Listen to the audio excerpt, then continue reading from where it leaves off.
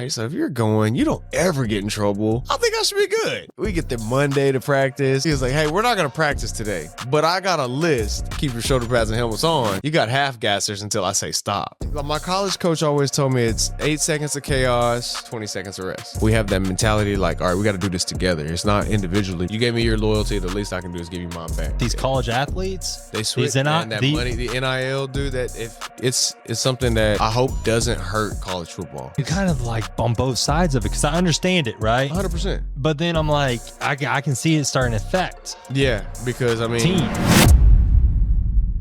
Whoa, whoa, whoa, whoa, whoa. Clear out the room, I'm coming through. They want to see what I'm about. And that's the name, you know. I'm on a paper route. Extra, You gonna hook me up? Okay. Today's trying to tap it. I put commas over bullshit. Yeah, I put that on mamas. Hey, they trying to block all my blessings. Hey, welcome back to the People of Oklahoma podcast. And if you're new to this, basically what we do here is we talk to interesting people that are from the great state of Oklahoma. And the person that we have here on the podcast today is very interesting because he is a professional football player. He is actually grew up here in Tulsa, the Bristow, Oklahoma area, and played collegiately here in Oklahoma, and then is currently playing for the IFL and the Tulsa Oilers Indoor Football League. We have Josh Crockett on the pod. Appreciate it. Yeah. Glad to be here. How was that intro? It was great. It was great. I love it. Okay. I'm cool for it. Cool. I love it. Yeah. Sweet. I'm all for it. Awesome. All right, man. Well, hey, thanks for so much for coming on. I just want to kind of talk about you and get to know you a little bit better. We've been talking for like the last, I don't know, 30 minutes. And yeah, man, like I'm grateful for you to have me. You know, it's an opportunity. I wouldn't change it for the world. Like I said, when we first met, I'd seen you on Instagram. You know, if anybody's seen. Let's talk about that. Let's talk about our first meeting. First interactions. So I do a lot of stuff for the Tulsa Oilers. Mm-hmm. I love supporting Oklahoma, supporting Tulsa, local 918 stuff. And so they called me out and said, hey, I want you to come to a Tulsa Oilers game. And I was like, cool, I love hockey. And they're like, no, football. And I said, oh, okay. Yeah, let's do the indoor football. So I went. Game was fantastic. You scored a couple TDs, I believe, that game. And I was like, man, who's that number 11 guy? And so I looked up in the whatever online roster, and I was like, oh, he's from Bristow. I was like, man, I need to get that guy on the pod. And so I went down to the field because after every home game, you guys go out and sign autographs, take pictures with the kids. We give 25 minutes to sign fans or autographs, sign memorabilia, footballs that go into the stands, you get to keep at the games. So, it was fun to it's always a good time to meet fans, that are first timers. And, also season ticket holders that are always coming back. Right. So it was an enjoyment to have after every home game that, people can come tell me about how they enjoyed the game, or kids, come up, hey, you're my favorite player, or, hey, you signed my jersey or something like that. So it's always good to enjoy just the good times and the good vibes of after the games, whether it's a win or a loss. Our fans are still loyal enough to come down and respect us and still want to be a part of something special. Absolutely. And so that's what I did. So after the game, I was like, all right, I'm going to go talk to you and get some videos. And so I walked down there and your line is just like super long. So I'm like, oh, forget this. I'm not waiting that line. So I got some video of some other things. And then I walked up to you and I was like, hey, can I get a picture and video with you? And you're like, yeah, no problem.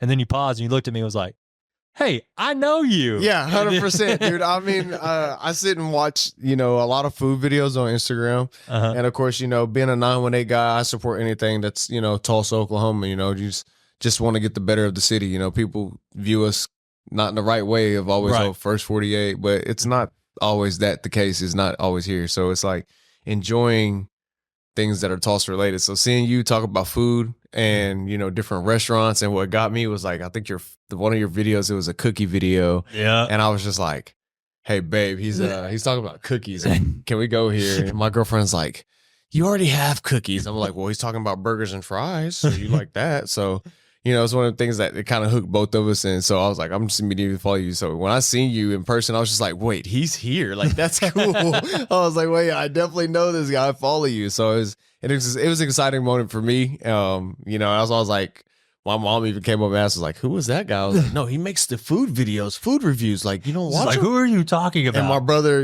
my brother was like, oh, yeah, I've seen a couple of his videos too. And I was like, yeah. Little bro understands. Mom, yeah, it was funny because we were both like starstruck, like, oh yeah, you're that guy. And I was like, you're that guy. Right. So it's an awesome moment, man. And I'm just glad that we got to have that interaction, and I'm glad God brought us here today. So absolutely. Continue building on these opportunities. I enjoy watching you play. So if you haven't been to a Tulsa Oilers indoor football game, highly recommend it to go check it out. Yeah, man, come check us out. We've got 3 more home games left. It's gonna be intense every home game. You know, it's we have one of the best crowds in the league. With this week, we just, they gave us the IFL belt for, the biggest attendance. So IFL does this little thing on Instagram with whoever has the largest attendance out of all the teams in the league that have the home game usually get the belt. Well, we've got the belt, I think 2 or 3 times this year. 2 or 3 times this year? Yeah, last year we had it like 5 or 6. I mean, it was tremendous, and it's awesome. I'll tell you this, like when I went to the game, and it's really cool when I go out in public now because people like recognize me from my videos and like want to talk and whatever. Oh, absolutely. And I think I'm in the right demographic of like for my channel because I meet so many people at the Oilers games that love the Oilers, watch my videos, and they're like, "Oh, I'm so glad you're here," and shedding light on this, and they're hardcore fans. No, absolutely, they love it. Absolutely, and that's one thing I know we talked about a little bit is not a lot of people know about Tulsa Oilers indoor football. Right. We know about Tulsa Oilers hockey. We don't know about the football team. So, you come into the games and getting that out there and starting to get more people involved in that. It's amazing for our organization. It's amazing for the community itself because, the more that know, the better it can be and, the bigger it can grow because eventually, who knows, you pack out the BOK enough, you're going to have to find a bigger revenue, right. Because, you don't want just standing room. People are going to want to sit comfortably, but hey, thank you for doing everything you've done for the Oilers so far. It's amazing. Appreciate it. My pleasure. I love going to the games, love watching it. I mean, I just understand football a little bit more than hockey. I love going to hockey games, don't get me wrong, but I just understand football. I mean, I didn't grow up with hockey. So I think that's what everybody will relate to that comes to these games. Is Oklahoma's a football state.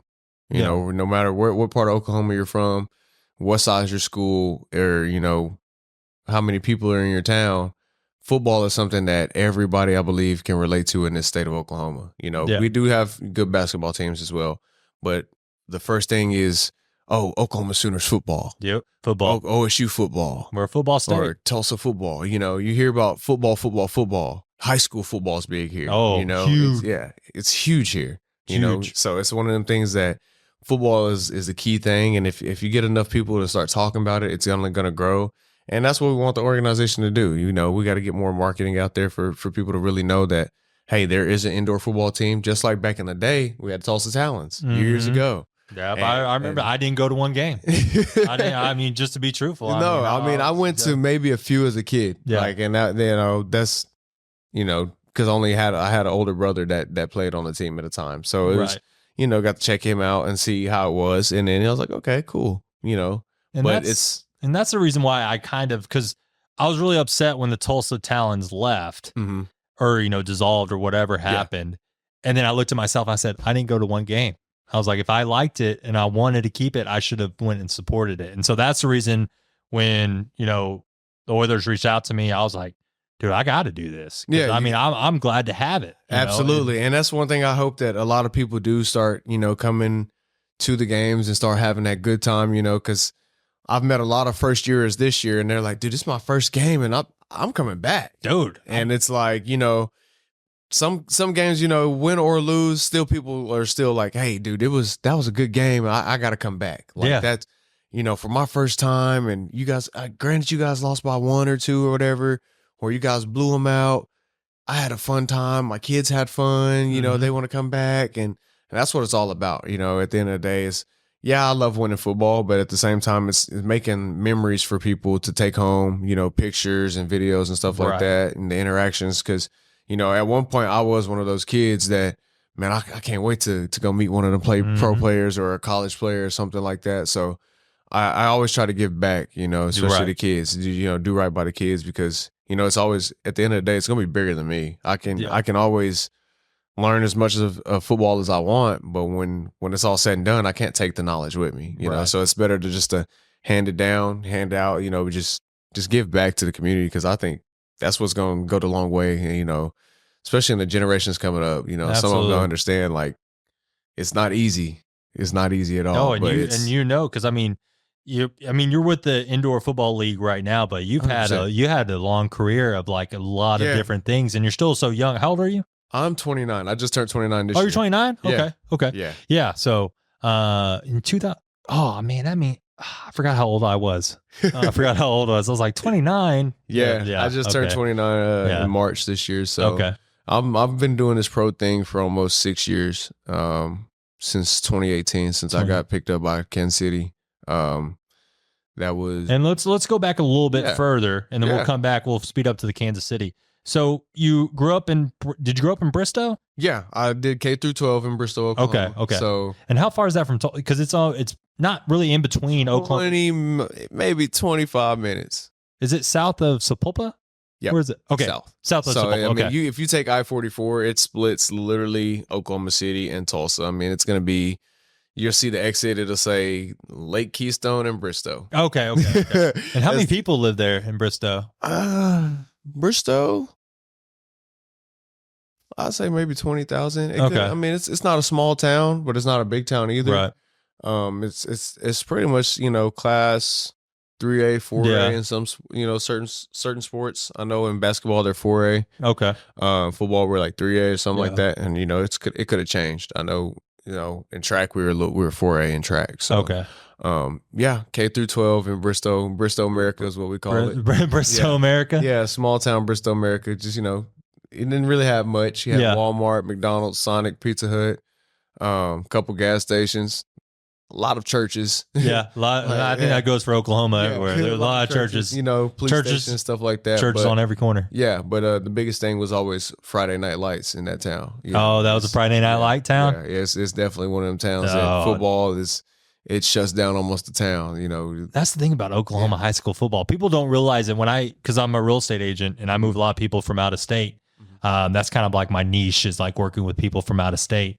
Right. And when they come here, they're like, oh yeah, what are some things we should know? And I'm like, oh, well, you know, Oklahoma this and that. And I was like, but high school football is a really big deal. Oh, it's the real deal. Yeah. It is the real deal. Union versus Jinx has more attendance at the TU stadium than a TU game. Football game. Yeah. 100%. It's those crazy. Games I remember going to actually one of those games. Like I said, I have a best friend, Jordan Smallwood, that played, you know, we've been best friends since 8th grade. He went to Jinx. Oh, he went to Jinx? Yeah. And I also had, which I ended up meeting a couple of future teammates. Oh, okay. From Jinx as well, that I would end up going to UCO with. Yeah. But dude, going to that game, I went maybe once or twice. And I was like, it's like my junior year, and that's because they were in the playoffs. It was a rematch. So I got to go to that one. You know, Bristow, we didn't make the playoffs that often. So it's okay. It is what it is. But to go to that and go to Tulsa and then, you know, go sit on the Jinx side and, you know, they're arguing, people getting into it in the parking lots. I'm just like, my high school football games were nothing like this. Right. This is a college game. Are you sure this is high school football? And they're like, no, this is Union versus Jinx. And I was just like, wow. And just to see half of that stadium on the one side of Tulsa just filled, and I'm like, and I look at the other side and it's filled, and I'm like, dude, this is just high school. Like, this is crazy. Like half of these people here are students. That's the crazy part of it. Is half of them were students, and it's just the high school stadiums aren't bad either. No, not at all. Union has a nice Bigsby, Owasso, Broken Arrow. Broken Arrow has a nice one. I mean, they're all just getting better and better each year, and it's, you know, that just shows how much Oklahoma really loves football. Yeah, and you know.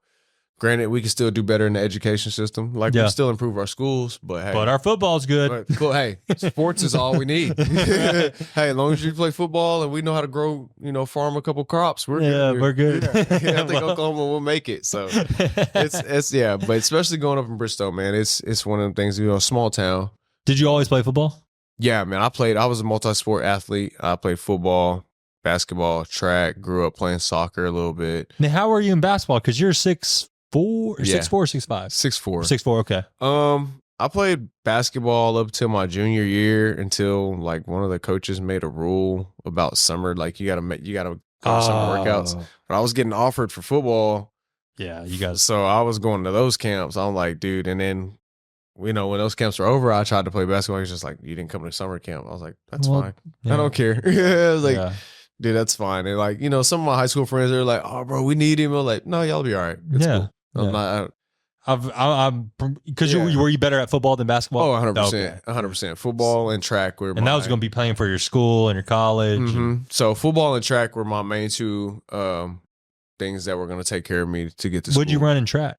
4x1. Okay. Open. I ran the 4x2, open 200, and the 4x4. So I was a 4x4 runner. Yeah. So if you know that 4x4 is a horse race at the end of the day. It's one of them. You gotta be ready to go. Did you win the state championship in the 4x4? We did. That was actually to win the whole meet. Yeah, we were down, I think, 10 points. Oh, you guys won the whole the team event too? We won the team event too. So we end up everybody in Bristow that year got a ring. That's sick. So 2013. And it came down to the 4x4? Literally came down to the 4x4. And rest in peace, my track coach. He just passed away from cancer. So it was awesome to give him his first track. That was his first ring too? First rings, first one in the school history. Like I said, we had been to state a couple of times before, years like the 2 years before. I've been to state every year of my high school career of track. Yeah. So I didn't participate in it my freshman year. I was just an alternate. My sophomore through senior year, I participated. And to actually win it my senior year and go out on that high of a note was great because, just seeing it so many times and just put it in your mind like, dude, I want it. And finally get an opportunity to where we're down 10 points in the state championship. And I was like, this is the last race. We're only down 20 meters. I can go get him. I can get him in 20 meters. So you were last leg? Yeah, I'm fourth. I was anchor. So it was the craziest race. You can ask, dude. Yeah, you can ask my mom and my little brother. Like it was the craziest race. Anybody. So you're down by 10. You get the baton. You're behind 20 meters. Behind 20 meters. He's already splitting the curve. So I have to go catch. And him who was it? What team was that? Douglas. Oklahoma City. Douglas runners, man. Yeah, they're a good team. We battled them. We battled them all year. Yeah. I mean, it was always we knew. It was going to be between us, them, and Tuttle at the time in that class. Okay, Tuttle. For winning state. Where Tuttle had messed up, I think they just didn't have the distance guys we did. Right. And, our distance guys took it serious because we knew how close we could win it. Sprinters, we already knew, like, we were coming to compete no matter what. So when it came down to our coach, like I said, rest in peace, Coach Hilburn, came up and told us, like, hey, we're down 10 points and we got to win the 4x4. Do you think he was lying to you just to get you pumped up? No, I 100%. I don't think Coach Hilburn was lying to us at the time because he's a man of faith. Yeah. Like he stood on his faith with God. Right. So I truly believe that was from his heart. Like, hey, we're actually, and he's one of them that keeps the stats. He always kept his clipboard. Him and Coach Hall would always calculate points of teams who did this, who did that. So they were very strategic and statistical about it. So when it really came down, he was like, hey, we're down 10 points. We need to win this race. And we battled Douglas back and forth. I mean, first through third leg was back and forth. And finally, when I got it, they were ahead 20. And I was just like, I don't want to lose a state championship. So I paced myself to get behind him, just kind of catch him. You were like, hey, I'm not going to catch him on this first turn. No, I'm just wait to the last straightaway. Right. I know I have the stride to pass him on the back end. So it's like, all right. Let me just conserve and just stay right behind him. You didn't freak out? Didn't freak out. Just stay calm, keep calm composure. Just stay right there and know that like he's going to burn out before I will because he's trying to push himself. That's to where I'm conserving to where when you do finally give out, I'm just now getting started to where I can finish in the back end and give my school some history and leave my school on a high note. So, gosh, man. It was very intense. When did you end up catching him? Last 100? Yeah, last 100, last 50 meters, I ended up catching him. And it was, there's a picture. I have to try to find it. Oh, dude, send it to me. Yeah, I'll have to find it and send it to you. But I have the baton, and I'm literally passing him. It's like I'm like a step in front of him. It's crazy. I bet the team was going nuts. Oh, yeah, I got bombarded. Like, soon as I tried to catch my breath as soon as I crossed the line. Oh, because that's with the 4x4. You're done. Yeah, you're gassed. I mean, there's no legs, so I just wanted to go lay down. I knew what I accomplished, but I was just like, dude, I want to breathe right now. And like, as soon as I did catch my breath, I see like a bunch of purple. You know, Bristow, we're purple and gold, so I see a bunch of purple just swarm and jump on me. We're celebrating. They're splashing me with water. So I was just like, all right, this is a good way to go out on at a high school level. So I was very happy. Just, you know, it's not as big as football, but track still meant a lot to our town and our school. So going into your senior year, you know, not playing basketball, like, did you have a bunch of offers at that time of?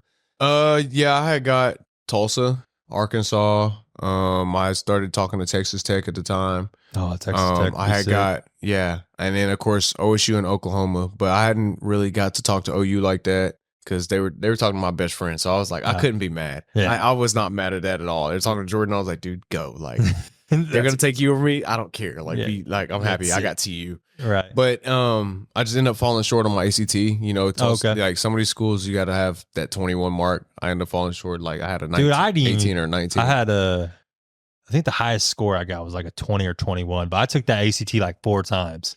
Took it twice. You know? Oh, you only took it? Yeah, oh man, I took it a lot. And I wish I would have took it more because then but hey, everything happens for a reason. So it was cool though. Like, you know, I ended up getting UCO. I had quite a few D2 offers. I did have NEO, the JUCO. NEO produces some players. Oh yeah, they produce some talent for sure. Darwin Thompson came out of NEO. Of course, that's a good Utah State guy. He, ended up going to Kansas City as well. Won a Super Bowl. Yeah, he won a Super Bowl. I'm sad because that's the year after I was gone, so I was disappointed. Yeah, it's all good, but no, it's I had some good college offers. But the thing that stuck out was with UCO, Coach Bobek. He stuck through everything with me, you know, with schools pulling offers after they found out my ACT, or, you know, they just, you know, finding somebody else, you know, they didn't have to do all this, that, and, you know, do the extra for. It was his loyalty and him always, you know, telling me, hey, like, I'm gonna have your back no matter what. You got a home here. We're family here. And that's what stuck with me the most. And so when it came down to it, I made my decision to go to UCO, you know, go to Edmond. You know, it's only an hour and 5 minutes from Bristow. So I was okay with that. You know, it's not too far from home, not too close. Mom can come watch you play. Mom, grandma, and grandpa can come watch play. So that's what I cherish the most. You know, little brother, family could come watch. Yeah. I also had family in Oklahoma City that would come watch. So it's cool, you know. But it was one of the things that he made it feel comfortable. Mm-hmm. He, you know, always looked out and did what's best for me. I never once got in trouble at college or anything like that. Like, he always made sure we on a straight and narrow. I think the only time I did get in trouble was because he told us not to go to a homecoming event. You like, I gotta go. Before was this it was like before a game, so it was my like junior year. Oh, you're in your junior year. Okay, so you had the first 2 years. You're on straight and narrow. I redshirted my freshman year, so I'm like, all right, it's like year 3. Coach likes me. You know, I'm good. I haven't messed up. I can go to one party. Like, I knew I messed up when we get to practice Monday. Like, we played the game. He didn't say nothing about the event. Like, okay, so this happened on a Friday night. You guys play the game, and Saturday we play the game. Saturday, you know, 2 p.m. we play. We get to practice Monday. And so it's a whole weekend. Like, Coach didn't bring it up at all. He didn't bring it up at all. So you thought you were in the clear? I was like, oh yeah, like, we're good. Like, Coach said, don't go to the event, but like, I didn't think he was like. I knew he was serious, but I didn't know how serious it was. It was one of the things, like, I listened to one of the upperclassmen, I was just listening to, and he was like, I'm going, my girlfriend's participating, she's for sorority. I was like, all right, so if you're going, you don't ever get in trouble. I think I should be good. Oh, so you got connected with like someone that's... I'm listening to the upperclassman, the senior, I'm like, all right, yeah, like, so I should be good. We get there Monday to practice, and he was like, hey, we're not going to practice today, but I got a list, and starts rattling off air. Like, and everybody at that party. It's about 12 of us. He was like, so we're not going to practice. The rest of you guys aren't. Y'all can take your pads and helmets off. Sit down. Take the weight off. The rest of you keep your shoulder pads and helmets on. You got half gassers until I say stop. So, dude, that was probably the worst punishment I ever had in college, because we ran half gassers for almost 2 hours. Like, we hit an hour mark, and he was just like, all right, now you guys can get some water. Now you can get some water? I'm like, what? He's like, oh, yeah. you guys thought I was joking when I said don't go to the homecoming event before the game. He said, granted, we won the game. You guys played phenomenal. But what did I ask? It was just a you're like, point okay. at that time. I was just like, all right, I'll take my lickings. Yeah, just take the punishment and move I'll on. take it. Like, so, yeah, that's probably the worst I'd ever been punished. And I hate running. Like, to be a receiver, it sounds bad, but running for punishment. when you're playing football, you got to run for what, 10 seconds? Yeah, I mean, and then you get a 2-minute rest. My college coach always told me it's 8 seconds of chaos, 20 seconds of rest. Right. Because the play clock is 25 seconds long. Oh, okay. So it's like that makes sense. You get 8 seconds of chaos, 20 seconds of rest. Yeah. And you know, he said sometimes it may be 4 seconds of chaos. Right. It can happen quick. He said the seconds change, but it's always going to be chaotic. Yeah. For at least 1 to 8 seconds. But gassers are like, it sucks. But just running for punishment? No, I'm not. That's not what I was for. Like, you know, that's why I didn't go run track. No, 100%. I had got offered to go run track out of college, you know, out of high school for colleges like OBU, which is one of the top indoor Oklahoma track. Baptist University. Yep. Over there in Shawnee. Top indoor track teams in the nation. And I was like, I'm done running. Yeah, I'm done running. I was doing running because we were good. And we're good. It's it's like an extra. It's a multi-sport. Every college loves multi-sport athletes. So I tell kids like, hey, don't just focus on one sport.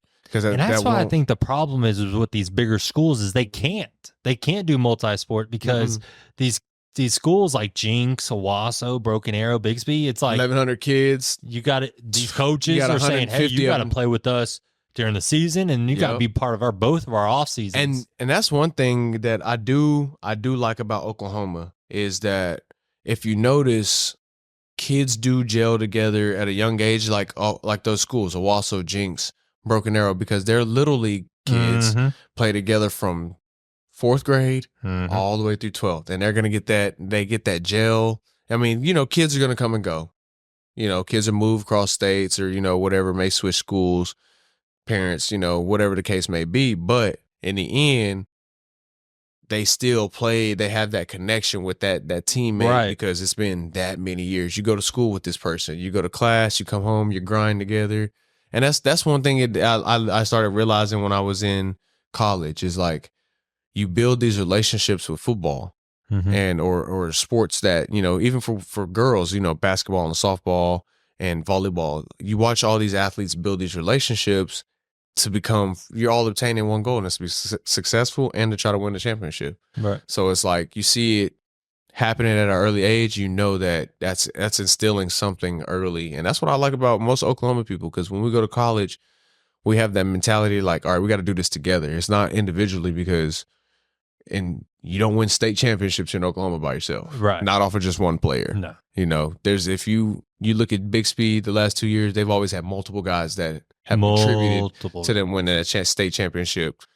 Jinx in past, multiple guys, So it's one of the things like it takes more than one. It always takes 11, or 5 on the court. So, and I guess that's kind of nice for you growing up in Bristow, not being a big school, that you were able to play multiple sports. And I guess that's kind of the nice thing about growing up in a smaller school is that you're able to play multiple sports. Right, 100%, because it also makes a difference in the class sizes and opportunities that you get. That's one thing I do, cherish is the opportunities I got because, the school wasn't as big. So, that opportunity of just getting film out there, being in that criteria of not a big school, not a big town, but just wants the opportunity, is going to play hard, give you everything you want, everything you need. So it was one of the things you look at it and you're like, okay, I like the small town guy over like, all right, this guy, he's played 2 snaps at, a 6A school or 7A school, and now we don't know what he can do. Yeah. So it's one of the things where I was very grateful. My mom did want to move me out of school. Like she did want to move me out of Bristow. Oh, did she? It was close at one point. Where'd she want you to go? We were going to go to Shawnee. I was probably going to go play for Shawnee Wolves. Okay. So, because my grandparents are originally from Wewoka. Oh, okay. Yeah, small town. Yeah, another small town. So, but that didn't work out just job-wise. So, my mom ended up staying in Tulsa and working in Tulsa, and I got to, we stayed in Bristow. So, she felt like it was a better opportunity for me and my brother. My little brother, on the other hand, he got to go to Sapulpa.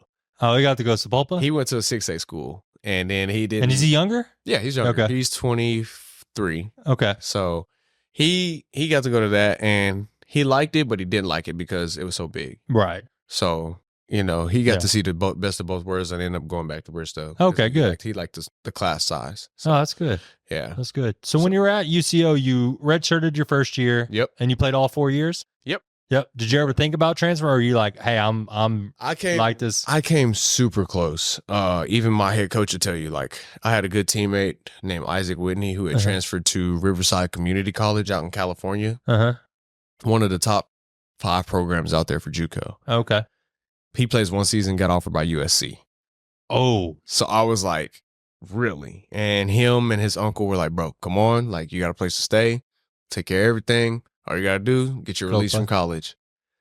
I was just like thinking about it. And I asked my mom. My mom was like, I don't know. It sounds good, but I don't know. And I was just like, I don't think I'm going to do it. Like, when I sat down with my head coach, I was like, you know what? I'm going to stick this out. Like, I'm committed here. You gave me your loyalty. The least I can do is give you mine back. That speaks volumes. That speaks volumes. Yeah. So I end up, especially in this day and age with these college athletes, they switch that money, the NIL, dude. That if how much money do you think you would have made with this NIL? Oh, dude, I was on so many posters and stuff like that in college. I would have been cashing out. Not gonna lie, I'd have been sitting pretty good. I wouldn't really. Hey, the NFL. And you only missed it.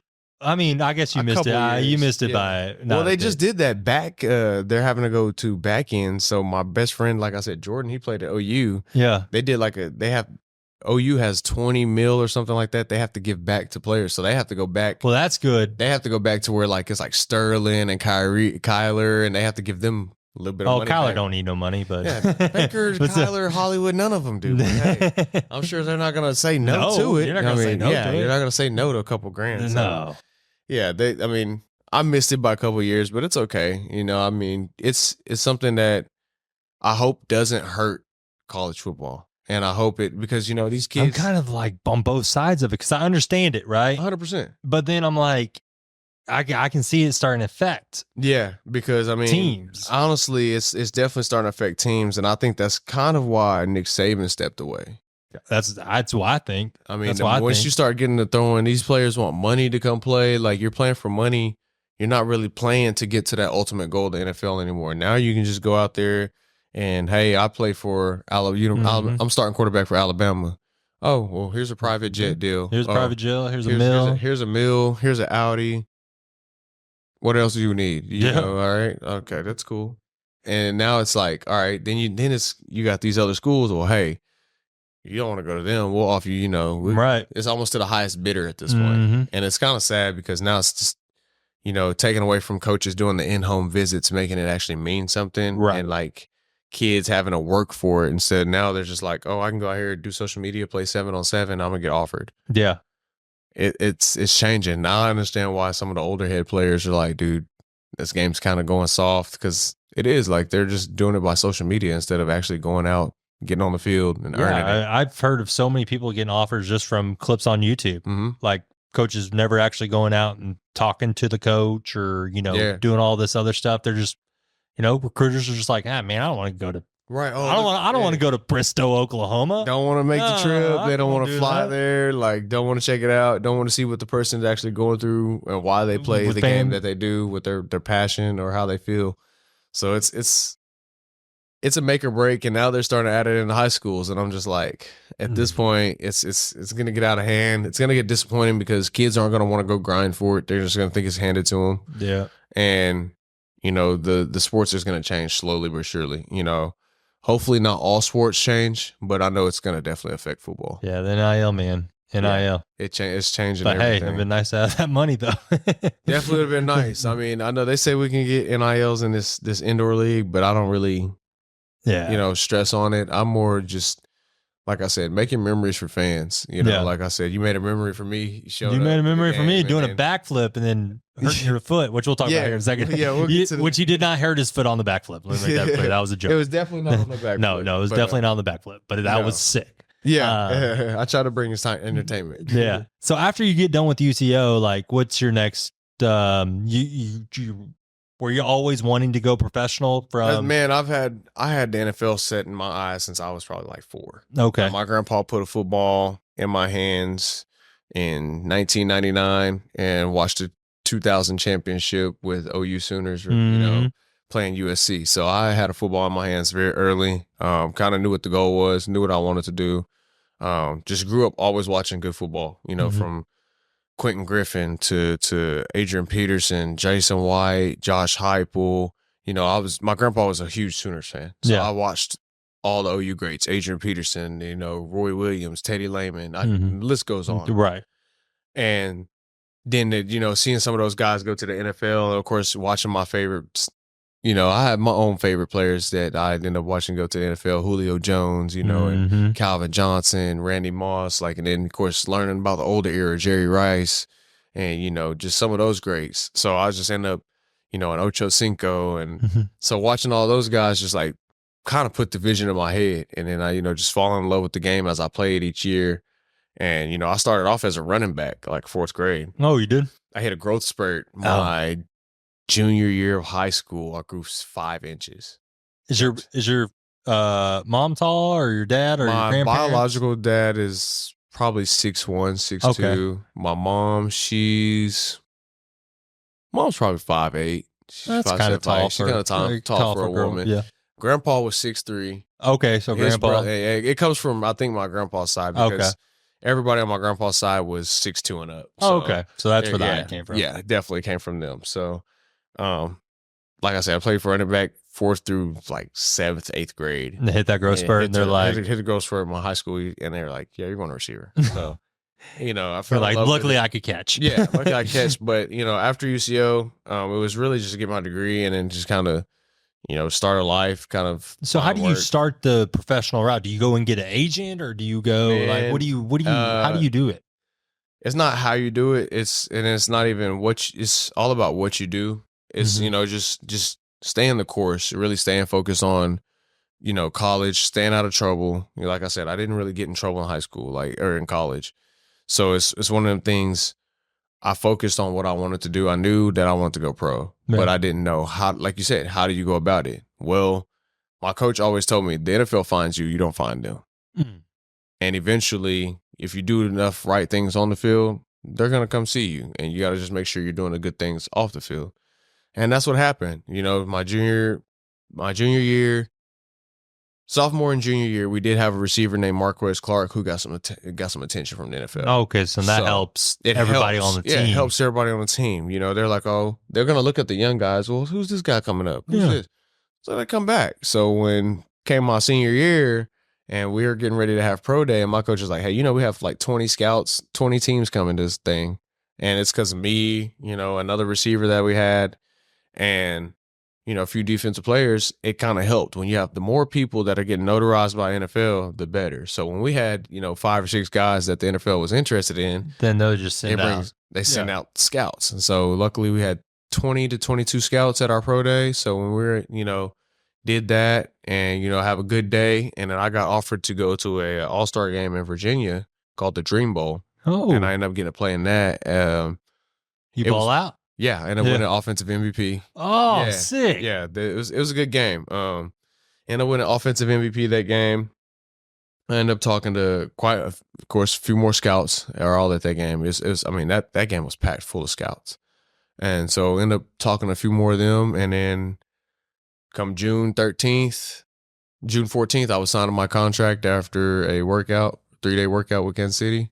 Oh, so yeah. Kansas City came a calling? They came first. I was actually training in California with my boy that had went to USC. He was already at the Raiders. Oh, okay. So you were just hanging out with him? I was just out there training with him, Amari Cooper, just trying to get better. We're working against Derwin James, Adoree Jackson. We're going against some top-notch dudes at Stars and SoCal. So it was one of the things in Anaheim. It's like I said, it's a Stars training academy. And so we're just working our butts off. And, one day we're chilling at the apartment, and I get a call from Kansas City. I'm like, dude, I don't even know nobody from Kansas City. You almost didn't answer? Did you answer? Almost. And then I answered it, and they was like, hey, this is so-and-so, scout with the Kansas City Chiefs. Is this Josh Crockett? And I was like, yeah, we'd like to fly you out and get you down here for camp, like a workout. Are you interested? And I was like, absolutely. But the crazy thing is that, a lot of people don't know, is the day that I got there to go do my physical in Kansas City, Green Bay called. Oh. And I turned down Green Bay, and because So was Aaron Rodgers still at Green Bay? yeah, Was Aaron he- Rodgers and Devontae were there. Okay. This is 2017, 2018. Okay. So they're still there. I mean, they're still a good team. Like, they're All right. still, So let's say you got both those calls at the same exact time, which team are you? if I had to go back and do it, I would probably take Green Bay.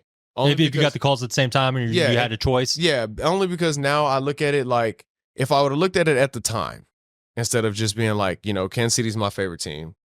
It Dude, always Kansas City has. would be sick. Yeah, it was always my favorite team. So it's just like, dang, pay for my favorite team? That'd be awesome.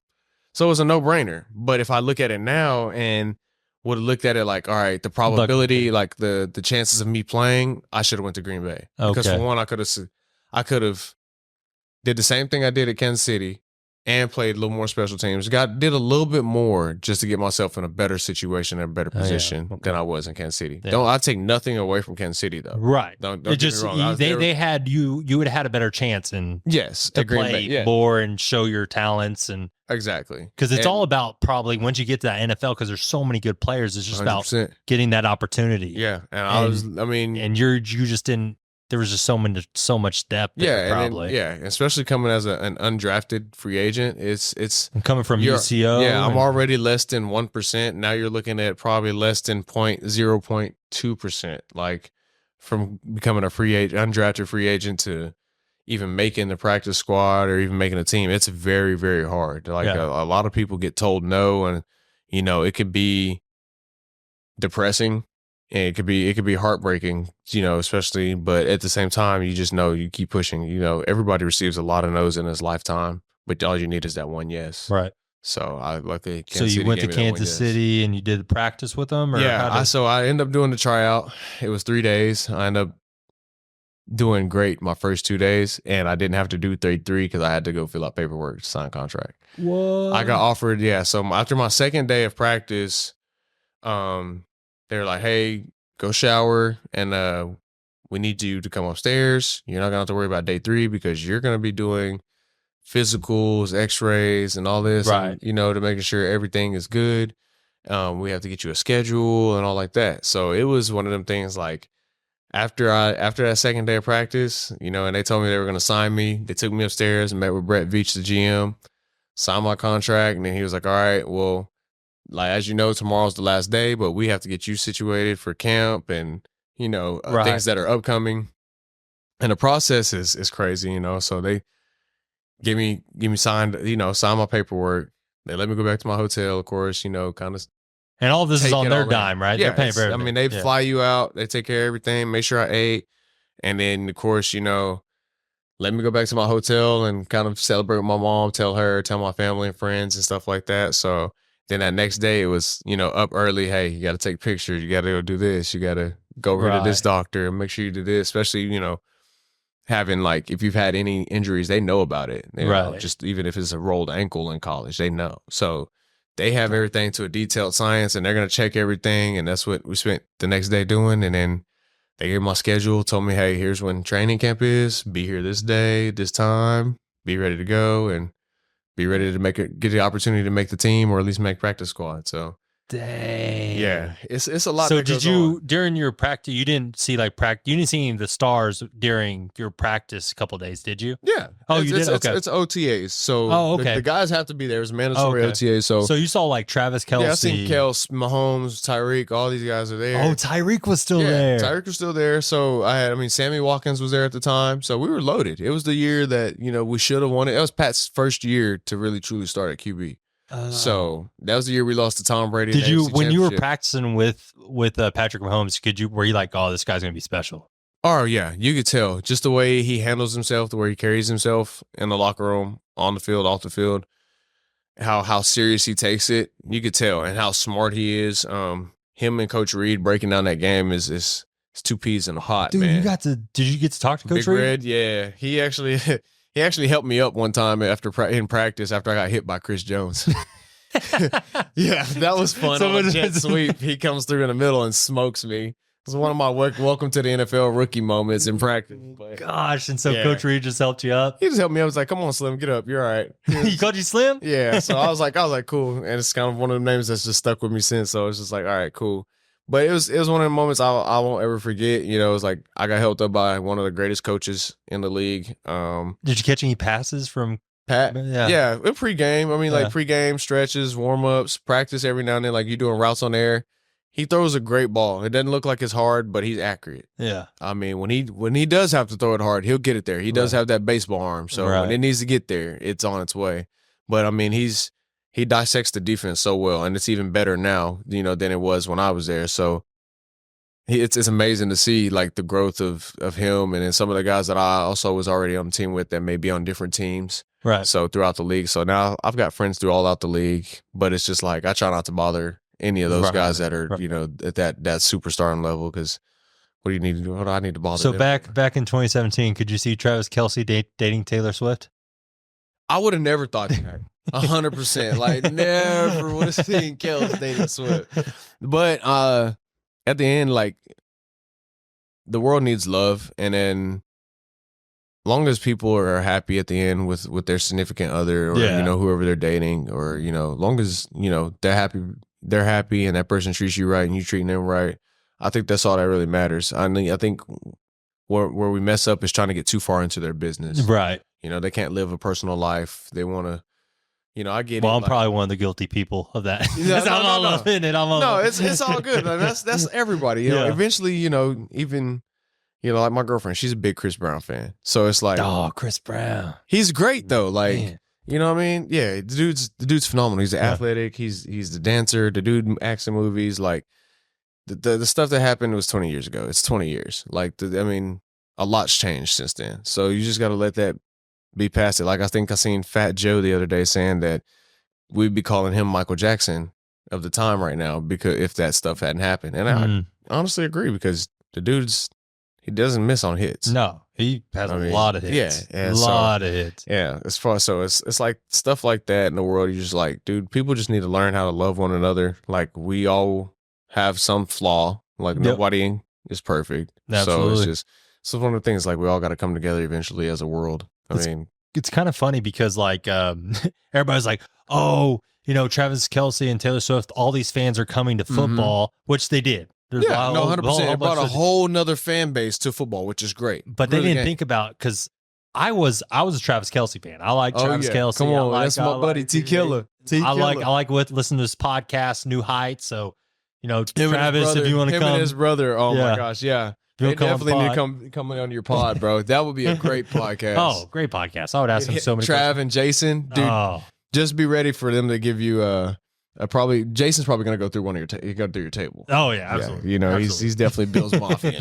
So, and then but I actually became a Taylor Swift fan because I was watching, you know, my wife was a Taylor Swift fan. I didn't listen to any music, but then Travis started dating Taylor, and I was like, let me listen to a couple of these songs. Yeah, and then I start getting involved in like these Swiftie TikTok comments and Instagram posts, and I start reading it, and I'm like, is that what that song means? And I was like, oh, she has like different Easter eggs and like different posts, and everything's like encrypted, and she's like very. And I went on I started figuring out like who's Joe Alwyn, and I was like, why did they break up? And I'm like, it was bad, dude. I started asking my wife questions. See, I didn't get that in depth with it, not at all. It was bad. No, man. And on this podcast, Sarah can tell you, I get pretty truthful. I don't have any filter or anything. No, that's completely fine, man. I didn't become a Swiftie. I just, you know, I knew it's a public thing. Yeah, you know, and then at the same time, and people are just getting nasty and rude, and we don't need all that. I look at it as like, you know, the NFL is one of the richest business in the world. Yeah. That's all it did. Yeah.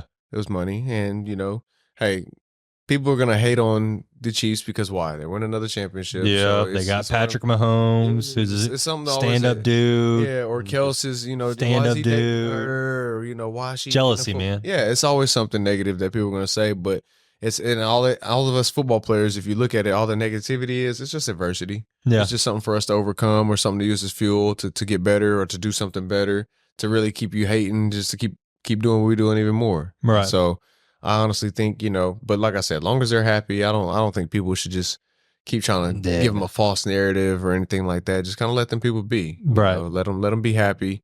and let them enjoy their Super Bowl. Let him enjoy going on tour with her. Let them kind of just enjoy each other. So yeah, absolutely. it's been one of the things. So you go through, you signed for off season or whatever. So did you make it to the squad, or when did all that kind of happen? Where you had I ended up making practice squad. Okay. Like we go to camp. Usually it's like in August, right before season. So you go to camp for about 2 to 3 weeks. Once you go through training camp, they make cuts. Yeah, I bet that was nerve-wracking. Yeah, you go through cuts probably for the next 4 weeks because you'll play preseason games. So you just seeing guys kind of just leaving the.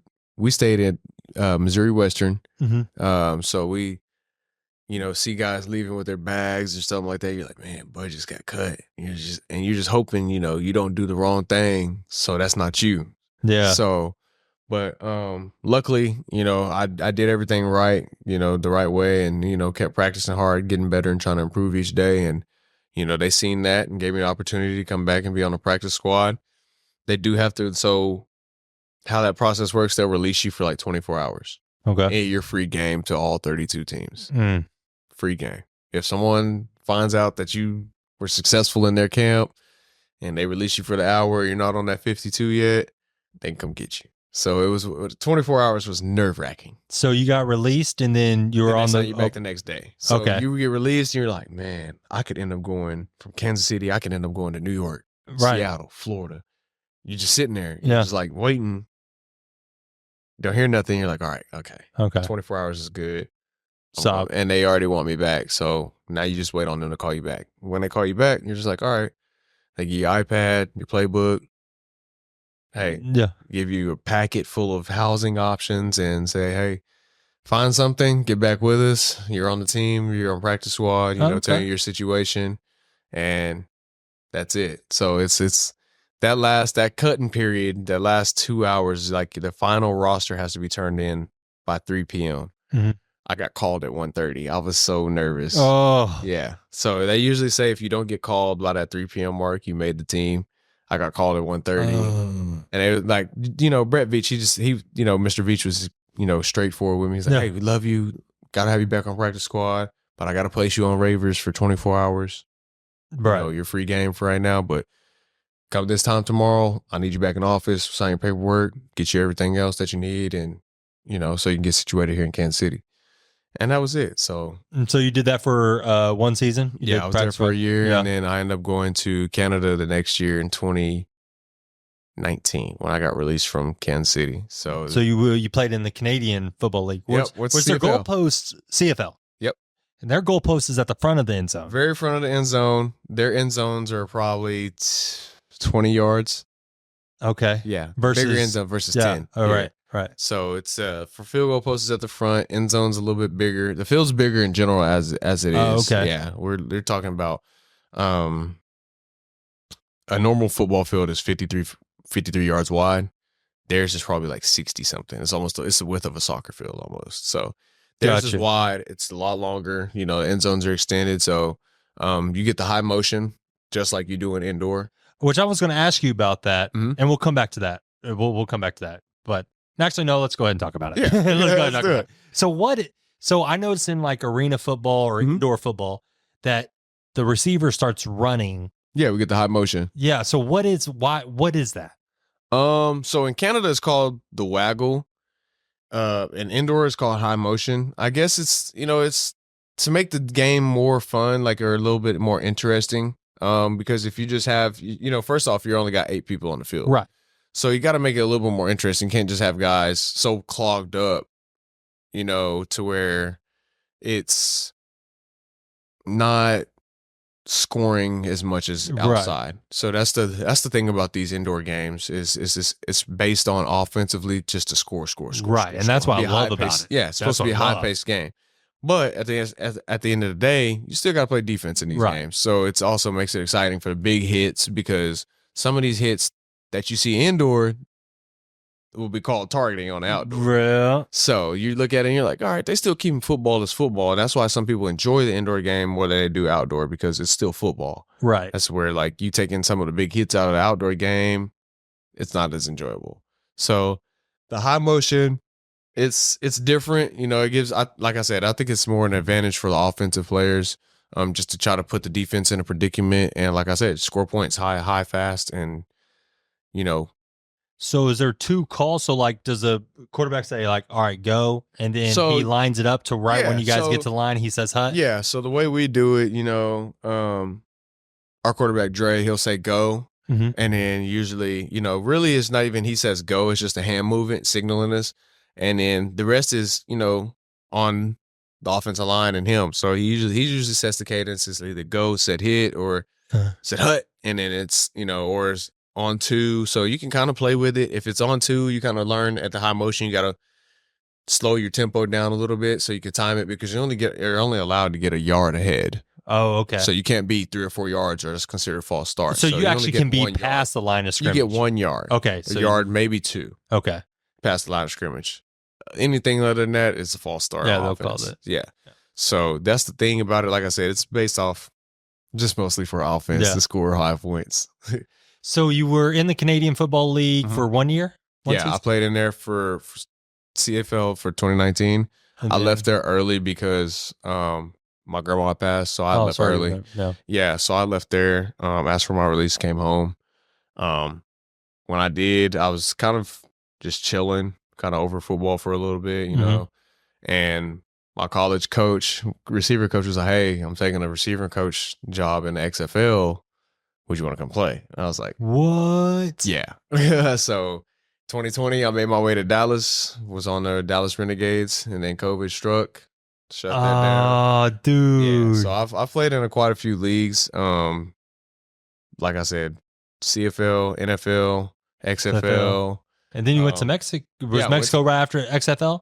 Mexico was right after XFL. Okay. I went to Mexico in 2022, and played in Chihuahua, Cadillos. So that was fun. We ended up, you know, making it to semifinals down there, and that league is actually growing now. So it was fun down there. Very cultural, diverse.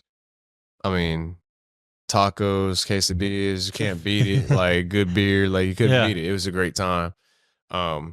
Super hot though. Super hot.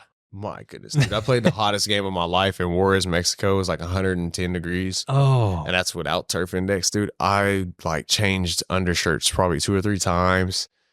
It was crazy. I ran through like 2 or 3 pairs of gloves that game. They were just soaked. They're just sweating so bad. So bad. I changed 2 pairs of cleats because one of them melted. It was bad. It was hot. The hottest games I've ever played were in Mexico. But I wouldn't change it for the world because they have some really great scenery down there, great food. The people are actually nice. Yeah, people say it's rough down there. And they do. Every place has its rough parts, no matter where you go. It's just they tell you where to go and where not to go. And you go to those good parts, they're actually good parts, good food. People show you a good time. Like it's a fun time in Mexico. I thought it was great. And they love American football down there. We were averaging like 22,000 fans at the games. Yeah. So between the CFL and Mexico, who had more fans at the game? Oh, CFL. CFL, okay. Hamilton is probably one of the rowdiest places to play in the CFL. Okay. And I love it. Like, I love it. Like Tim Hortons feels great. So their fans are, it's called the Hammer. Their city is more of a steel city. It's really industrial. You know, they've got like a bunch of mills and warehouses there. So they work hard. So to wear like stuff for that city supports their football team, and I love it. Yeah, it was a great time. So you get done with Mexico for 1 or 2 seasons? I was there for 1. Okay. I left 2022. Then came back here 23. We started Tulsa Oilers. Okay. So did you play indoor football at I did at Frisco at 21. Okay. But I didn't play a game. I just went, kind of got to know the game a little bit. Okay. Was on the team, didn't play 1 game, and then left it alone. I was like, I don't think this is for me. Then went to Mexico, come home. Marvin calls, Coach Jones. Hey, we're starting a team in your hometown. You want to play? Absolutely. Let's do it. It's home. So you live here in Tulsa now. Yep. You played last year, played this year. Yeah. And then so we'll just talk about the Tulsa in general for just a couple minutes, and then we'll wrap this up. And I'll need to have you back on because I have more questions. 100%. But that's what happens with this, is I start asking other questions than the ones I want to ask. No, you're fine. So at the game, you scored because the last game I went to on Saturday, we won. Yeah. We're in a playoff push right now. We are. We're sitting 6th. We're one behind Quad City, who sits in 4th. We play Iowa this weekend, who we're tied with in 5th. So we got to get to that 4th spot in order to get into the playoffs. Okay, so you got to be top 4. Top 4 of each conference goes. Okay. So right now we're sitting at 6th. Really, we're tied for 5th. Right. We win this one this weekend, and hopefully Quad City, you know, I don't speak badly on any teams, but if they take a loss, would be nice, and and then go ahead and move us up there to the 4th spot, so we have a chance even closer to finish off. We do still play them head on, so that could be very beneficial as well. Yeah, so I don't remember if I was saying this during the podcast or before the podcast, but I love watching you play because you're very entertaining to watch. I mean, you get the crowd involved, you do touchdown celebrations. I remember the first touchdown I saw you score, not this last game, but the game before. You score it, and then you jump on the arena edge and kind of like Hype the crowd up. hype the crowd up. And I was like, can he do that? And then, man, it's for me, man. It's like I say, I just want people to enjoy the game. Yeah, you know, I love this game so much. You know, it's given me a great life. Mhm. And all I can do is just give back to it the best I can. And just seeing, you know, crowds' reactions to people enjoying it and smiles on faces and, you know, the loud cheers, it just makes me feel good because, you know, people are enjoying the game. You know, win or lose, like I said, I just want people to have a good experience. Right. You know, I've this game's given me so much already. And so for me to just try to give back as much as I can as to where, you know, like I said, make the celebrations fun, you know, make just getting first downs fun, just interacting with the crowd, because when you go to outdoor football games, you don't get that. No. You know, you don't get that same type of energy or that feeling. I feel like it's just closer. It's like a lot closer. It's more intimate. And game. it is. And I feel like, you know, I'm able to show my passion a little bit more with the indoor game than I am outdoor. You know, the refs are a little bit more lenient towards celebrations and stuff like they that. are. So, you know, I'm able to do a little bit more. Like I can get interactive with the fans, you know, stuff like that. Stuff that's going to keep people like, oh, yeah, I'm going to come back. They're going to do that. He's doing this. Like, I definitely want to come back and watch. Man, I saw big hits. Also, another one of your teammates was basically acting like the arena edge was a surfboard. Yeah, Lex. He's doing the surfboard and got up. And that's then his thing. You got on the arena and did a backflip. Yeah. And I'm a flipper, man. yeah. I take things It to the was extreme. sick. Yeah, It's I take things to the max, man. I like having fun, so I try to use that wall as much as I can. Yeah. I try not to get hit into it, but I'll use it to flip off of, and you know, just get the crowd involved, get the game more serious and, you know, exciting, because the more exciting it is for fans, the more it is for us players too, because, you know, we feed off that volume and that energy of the crowd. So when Tulsa comes, you know, 13,000 deep to a stadium, it's a lot of fun. Right. It's a lot of fun. So All right, this will be my last question for you because we'll wrap this up. But what is your top, because you grew up here around the Tulsa area, what's your 3 favorite things about Tulsa that, you know, that you like to do or that you don't think people know about? I know this is kind of a random question, but top 3 favorite things Top that 3 you like favorite things in Tulsa. I'm a movie connoisseur, so I like going to the movies. Of course, I told you I like cookies and stuff like that. So usually, you know, I like going to see a movie with my girlfriend. Like we go see new movies probably once a week, or, you know, whatever movie that interests us that's coming out, we try to go see it within that week, the first week it comes out. So I like doing that. Going for walks, I do that, you know, quite often. I just like being outdoors. And then sometimes it's just being chill, just spending time with my family, her and her family, like just having quality time. We like going bowling, so we do that. Bowling's fun. Yeah, we enjoy going to good bowl. So we just found us a new spot to try called, you know, the Synergy movie. Yeah, I did a video over there, Synergy. Yeah. So we're gonna go try. I did video over there and the axe throwing and stuff like that eventually. So they got escape room, movie. Yeah, they got it all. They've got it all over there. They got it all. Yeah, they serve you dinner with a movie. So we were like, yeah, you know, we went last week and we're gonna go again. So we just, you know, I like doing stuff that's relaxing. Yeah, that's just, I mean, especially, you know, playing this football game. I try to give it my all. Like I said, I put my heart into it. And I put my passion. You know, I do it for my family. I do it for my friends. Do it for the city of Tulsa, because I want people to have a good outlook on Tulsa. No. You know, not just see the bad, but see the good that we got going. There's too, a lot so. of good stuff. Yeah, a lot of good stuff, and that's why I try to cover is just all the positives and all 100%. I mean, obviously there's some negatives, obviously to Tulsa, but there's a lot more positives than there are negatives. So I enjoy just doing simple things, man. Yeah. It's nothing too much. And that's of what course, Tulsa is. Tulsa has stuff that you can do if you want to do it. We might not have the same quantity as other places. Oh, 100%. But we still have those things that you could do. And then, if you don't want to do it, then that's a great. It's very slow pace and very chill. I usually we spend a lot of time outside, so we go to aquariums. Oh yeah, the Oklahoma Aquarium over in Jinx. And we also go to Tulsa Zoo. So we do stuff that's fun. I think we're getting ready to go fishing probably in the next week or so. So okay. Yeah, we try to stay active with doing stuff that's relaxing on the mind and body. Just to enjoy it. That's awesome. Yeah. Oh man, I almost choked. Yeah, you good? Yeah, I think I'm good. But no, I guess we'll wrap this up. But yeah, Josh, thanks so much for coming on, man. Thank you. And we'll have you Appreciate back it. on, and I can't wait to see you back on the field. Yes, sir. Absolutely. Can't wait.